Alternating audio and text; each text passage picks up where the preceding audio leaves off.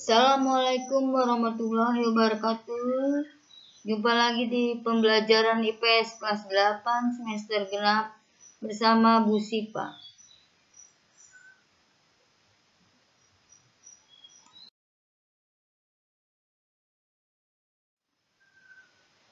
Pada pertemuan kali ini kita akan belajar bab 3, keunggulan dan keterbatasan antar ruang dan pengaruhnya terhadap kegiatan ekonomi, sosial, budaya di Indonesia dan ASEAN. Tapi sebelumnya marilah kita berdoa agar pembelajaran hari ini dapat dimudahkan dan dilancarkan oleh Allah Subhanahu wa taala.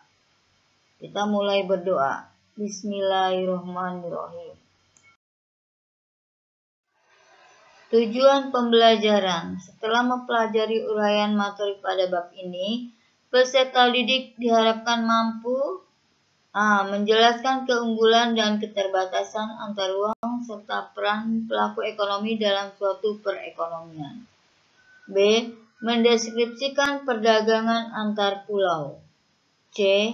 Mendeskripsikan perdagangan antar negara. D. Menganalisis model penguatan ekonomi maritim dan agrikultural. E. Menganalisis pendistribusian kembali pendapatan. Pada pertemuan kali ini yang akan kita bahas adalah keunggulan dan keterbatasan antar ruang serta peran pelaku ekonomi dalam suatu perekonomian, yaitu tentang keunggulan dan keterbatasan antar ruang dalam permintaan, penawaran, dan teknologi.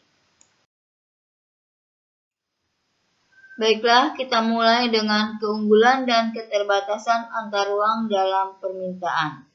1. Kebutuhan dan permintaan dapat tercipta berdasarkan ruang. Lokasi di mana seseorang berada dapat menciptakan kebutuhan dan permintaan yang berbeda. 2. Kebutuhan dan permintaan yang berbeda juga dapat terjadi antar ruang yang berbeda, seperti antar wilayah. 3. Keunggulan suatu daerah dan keterbatasan daerah lain dapat menimbulkan interaksi. Interaksi antar ruang pun terjadi dengan penjualan produk pertanian ke wilayah perkotaan. Keunggulan dan keterbatasan antar ruang dalam penawaran. 1. Ruang atau lokasi wilayah berpengaruh pada kemampuan suatu wilayah menghasilkan produk. 2. Wilayah pantai kemungkinan besar memiliki keunggulan dalam menghasilkan dan menawarkan sumber daya alam seperti ikan laut dibandingkan dengan wilayah pegunungan. Adapun wilayah pegunungan kemungkinan besar memiliki keunggulan dalam menghasilkan dan menawarkan sumber daya alam seperti sayur-sayuran segar. 3. Penawaran dengan demikian berhubungan dengan jenis produk yang dihasilkan suatu wilayah. Keunggulan antar wilayah menjadi salah satu penyebab terjadinya interaksi antar ruang. Coba kalian perhatikan sumber daya alam dan persebarannya di wilayah Indonesia. Kita lihat di sini, di Sumatera. Di Sumatera, Aceh, Sumatera Utara, Sumatera Barat, Riau, Kepulauan Riau, Jambi, Sumatera Selatan, Bangka Belitung, Bengkulu, dan Lampung. Hasil sumber daya alamnya berbeda-beda satu wilayah dengan wilayah lainnya. Contohnya di Aceh kita temukan sumber daya alamnya antara lain adalah semen Andalas, pupuk AAF, minyak, emas, dan perak. Sedangkan di Sumatera Utara minyak bumi, kertas, tekstil, dan ban mobil. Sumatera Barat semen, tenun, timah, batu bara, dan granit. Riau minyak bumi, emas, perak, boksit, dan kertas. Kita lihat lagi di Jawa. Antara lain adalah di Jakarta, kita lihat ada Jakarta pupuk TSP, tekstil, kayu lapis, susu, logam, dan benang. Sedangkan di Jawa Barat kita lihat minyak, teh, susu, sutra alam, baterai, kertas, semen, beras, dan pupuk. Di Banten minyak, baja, pipa, dan semen. Di Jawa Tengah kita lihat semen, pupuk, kertas, kayu lapis, dan perkapalan. Di Yogyakarta batik, rokok, cerutu, emas, perak, dan kosmetik. Jawa Timur semen, perkapalan, kertas, pupuk, baterai, kaca, alkohol, kayu lapis, kereta api, garam, tembakau, cengkeh, dan rokok. Kita lihat di Bali, tenun yang terkenal, kemudian di Nusa Tenggara Timur, semen, kupang, mangan, minyak, cendana.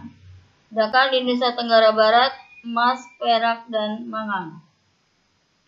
Di Kalimantan Barat kita lihat ada boksit, intan, minyak kelapa, rotan, dan karet. Kalimantan Tengah, minyak kelapa, minyak bumi, intan, karet, dan rotan. Kalimantan Selatan, batu bara, intan, biji besi, dan rotan.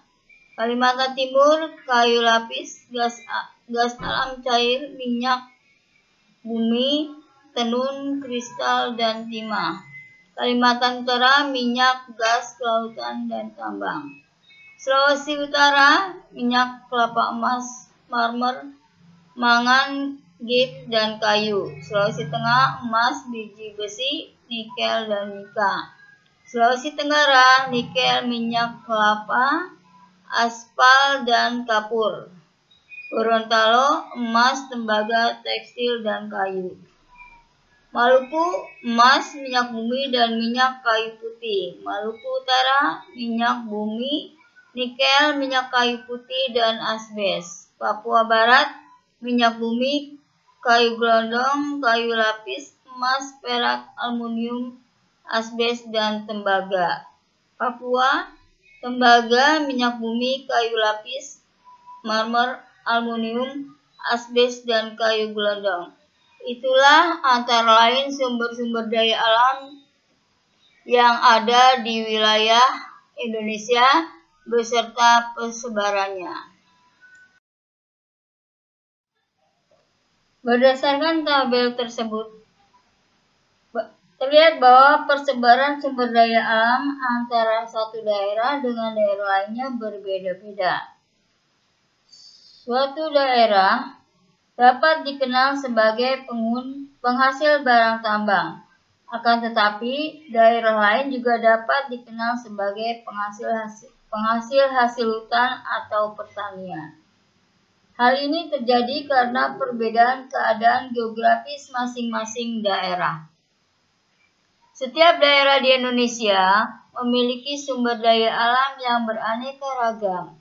Ada yang memiliki kelapa sawit, ada juga yang memiliki emas.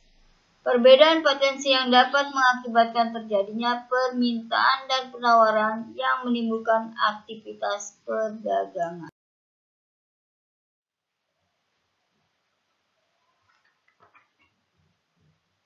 Perbedaan potensi daerah juga menyebabkan perbedaan keunggulan masing-masing daerah. Perbedaan potensi daerah bisa terjadi karena perbedaan teknologi. Setiap daerah memiliki keunggulan komparatif tersendiri. Sebagai contoh, Lampung memproduksi kopi, sedangkan Jawa Barat memproduksi beras. Lampung dapat memproduksi beras secara efisien dan murah, demikian pula Jawa Barat dengan berasnya. Dengan demikian, Lampung dan Jawa Barat masing-masing mempunyai keunggulan. Dalam ilmu ekonomi, perdagangan kedua daerah akan saling menguntungkan jika bersedia bertukar kopi dan beras. Keuntungan dari pertukaran sumber daya inilah yang menyebabkan terjadinya interaksi dalam antar ruang berupa kegiatan perdagangan. Masing-masing daerah tidak hanya dapat memenuhi kebutuhan, tapi juga mendapatkan keuntungan dari produksi yang menjadi unggulan daerahnya. Untuk kepentingan tersebut, diperlukan kerjasama antar daerah mengingat adanya perbedaan dan keterbatasan sumber daya alam yang ada di setiap daerah. Demikianlah pertemuan minggu ini. Mudah-mudahan ilmunya bermanfaat dan dapat kamu pelajari di buku paket. Salam sehat, tetap semangat. Wassalamualaikum warahmatullahi wabarakatuh.